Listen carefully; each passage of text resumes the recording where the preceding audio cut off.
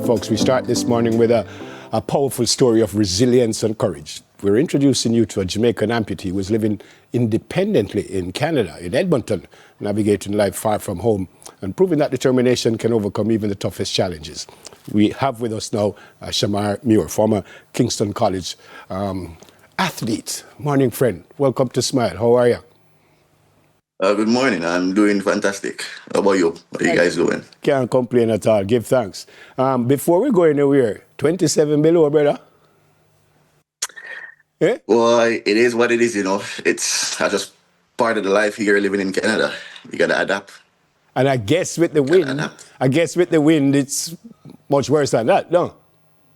Yeah, it's with the wind, it get up to like minus 31, 32.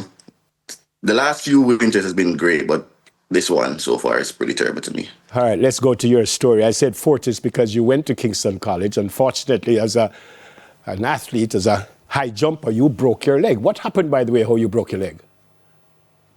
Yeah, so a few days before champs, literally 3 days, running up to the high jump bar, my leg snapped. Literally just snapped. My leg I was rushed to this private doctor. I don't want to call his name. My leg was placed in a cast probably an hour later. And from that, I developed something that they call acute compartment syndrome. From there, I did 9 surgeries in Jamaica, trying to fix it, trying to basically salvage what was left. And unfortunately, nothing worked. So eventually, when I do move to Canada, I had to amputate my foot as the last resort. Yeah, I'm obviously not a medical person, but you would think that a broken leg wouldn't be, I don't know how badly it was, but you would think that it wouldn't be that difficult to work out. But 9 surgeries? Why you had to do so many? Were you told why you had to do all these surgeries? Yeah. Eventually, I wasn't told initially. As time goes on, we get different medical opinions, and then we learn that it was medical negligence in the sense of when I broke my leg, it shouldn't have been casted so early. It should have been allowed to swell and then drawn down and then have the cast placed on it to really fix the broken leg. But instead, the cast was placed, which causes swelling, which caused the acute compartment syndrome, and that resulted in the 9 surgeries. 3 of those were emergency surgeries. A few of the others were debridement, and then the last 2 in Jamaica was more of skin graft, trying to get the wound closed, because there's a huge wound on my leg from the knee all the way down to the ankle.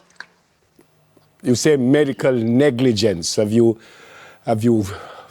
spoken to the person who you thought was negligent? No, and the old Shamar probably couldn't. The new Shamar could. I was too angry to really speak with anyone. But, I'm just looking at it as a mistake, and it happened. We tried to, see what best could come out of it, but It's just life. It is what it is. It happened. It gave me this opportunity to do something fantastic. So I'm no longer mad at it. I'm no longer upset or sad or, beating myself up about it. Yeah. So you go to Canada after that and you said, yeah, man, no, things will be fine. But then, no. What did you hear? It was a different ball game. When I came to Canada, initially, my thought was, I'm going to come here, get my leg fixed, so I'll be able to walk again. But yeah, I was hit with a shocker. Every surgeon we encountered, the same thing they're saying, amputation. And I was about 18, 19 at this time. Mentally, I wasn't prepared for that, so I keep turning it down. And then eventually in 2023, I hit a point where it was like, I'm getting older. I want to start a family. I want to do stuff. I want to just move on in my life. So I decided that, you know what, let's do it. The medical system here, they have a thing they call peer counsel. So I met another guy who has the same amputation they recommend for me. And seeing how he's living, that really motivated me to go ahead with the operation. Because I didn't know he was an amputee until he actually showed me his leg. So Wow, that must be the worst thing you've ever gone through, though, huh? At the time. The amputation, honestly, no, the amputation wasn't hard, you know. What was hard was those years. I would say from 2014 until 2023, mostly from 2020 to 2023 in Canada, though. Those were the worst years because I was depressed. I won't lie. I didn't show it, but depression is real because when I'm away from my friends and what I'm comfortable with, I'm in a new city, new town. I am I feel stagnant. I felt stagnant. Nothing was going my way. I was tired of walking with the crutches. Felt like life had just stopped. Felt like everything was robbed from me. So I think from 2020 until 2023, those years were probably the most difficult years of my life. Yeah. Now you want to be a Paralympian. That's the goal. Well, last year that was the goal. I feel like right now I want to experience everything I didn't before I take that on. So I didn't really get to do most of the basic stuff in my teens. I feel like right now I told everyone I'm 27, 26, turning 27, but I feel like I'm 20 because most of the stuff that I would do then I didn't. I'm trying to do it now. So I'm trying the basic stuff, even like taking groceries.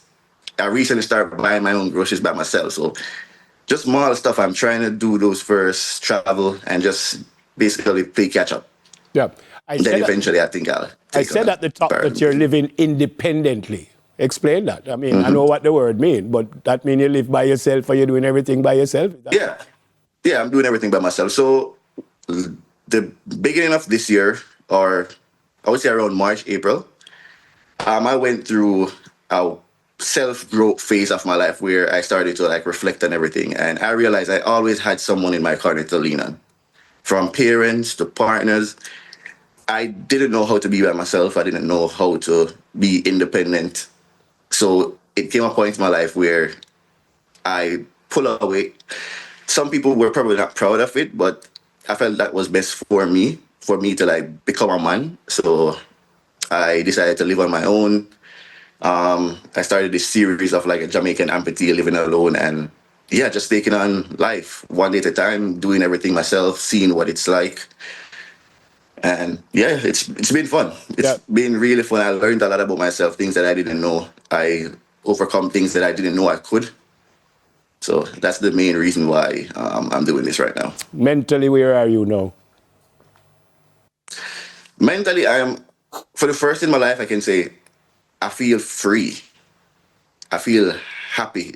The burden that once held me down, it's no longer there.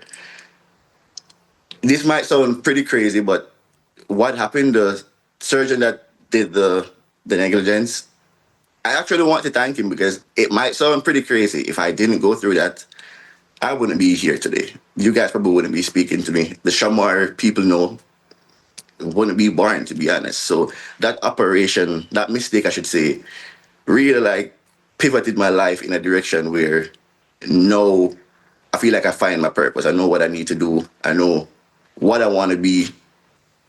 So I'm no longer angry at it. Like they said, everything happened for a reason. And I felt that injury really changed the trajectory of my life and gave me a new hope. I don't know anybody else who is an Jamaican amputee in my situation, especially with the amount of operations and surgery that I do. That's, on social media. And the hope for me is to bring more light to people with disability, to shine light on it. There is not much media personalities with disability, especially in the Caribbean and Jamaica. So that's my whole goal right now. Yeah. The prosthetic leg, you have one. How difficult was that? How difficult was that for you to get in the first place, and how easy it is for you to maneuver now? To get to the first place, so thankfully here in Canada, the first leg is usually somewhat free. So the insurance and government will cover like 80% of the first prosthetic leg, and then I'll pay the 20%. It's pretty expensive. It is very expensive. I said this before. Being someone with a disability, you can't be broke. I have to say, it is so expensive. This leg cost me around 16,000 Canadian dollars. If you convert it, that's almost 2 million Jamaican dollars. And that's just a regular walking leg. If I want to get a running leg, a water leg, a hiking leg, there's a leg for every different activity. I have to pay those out of pocket because insurance see those as like luxury, as it's not really something that they think we need. It's not a necessity. They think walking is just a necessity we need. So it's very hard to get. It's very expensive, but that's why I'm here to speak up. Hopefully, more people will speak up on it, and insurance companies and other people, they will lower the price and see that we need these devices to continue our life. Yeah. Final question, Shamar. What do you do now? So right now, I'm a social media manager. I manage a few companies, social media pages, and I do my own social media. Initially, I had a vending business, but I pivot to do social media as I believe this is what I enjoy. That has the better ceiling, the higher ceiling for me. All right. So social media is basically my full time. I run other people's pages plus my own. All right. We have to go. Anyone you want to say hi to before you go in Jamaica? Yeah, for sure. I want to say hi to, my cousins there, my aunt, so Deidre, Shanice, all my uncles, everyone who's watching this right now. Much love and, Merry Christmas and Happy New Year. Yeah. Thanks for sharing your story. All the very best for the season. I love you, son. I love you so much. Thank you so much. I appreciate it. Thank you for having me. Yeah, man. Amputee advocate, social media manager, Shamar Muir. Wow. That's for checking. That's it for this morning. Finally back. People who are new, my name is Shamar. I'm a right Symes amputee. Basically, that means that I'm chop off my right foot. So I'm a Jamaican living in Edmonton, moved there 7-8 years ago in order to fix my leg that never happened. Eventually, January 2024, I have the foot amputated and my life changed forever. Finally, I decided to make a fully submerge myself in content, make a fully give it my all. I've been very inconsistent, especially on YouTube. A lot has changed in my life over the last few months. A lot, living by myself, my own apartment.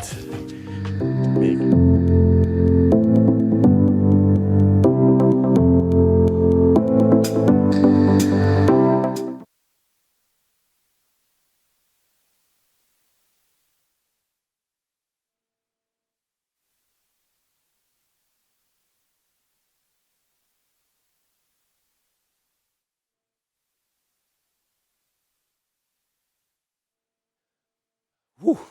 What a story. What a story.